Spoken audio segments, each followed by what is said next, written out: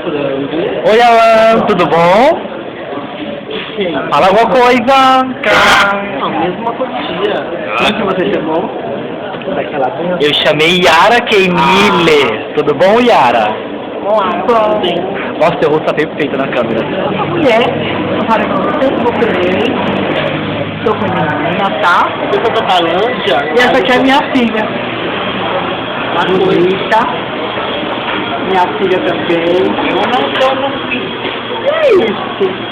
Estamos aqui no Habib para comer. E o arraso. Deixa pra lá, né? Vamos comentar aí, vamos comer, né? Então, eu queria saber de você, como que foi a noite hoje, né? Se você fez muito... O que você fez, né? A noite ela foi um ó. Vamos cortar o vídeo agora porque alguém tá chegando, né? Ai, quem é essa pessoa? Com licença. Tô sendo gravado, viado. Tô sendo gravado? Com licença. Gente, eu prometo que eu iria apagar esse momento, tá? Tudo bem. Não ficou legal. Não corta, ok. Não, tem que cortar.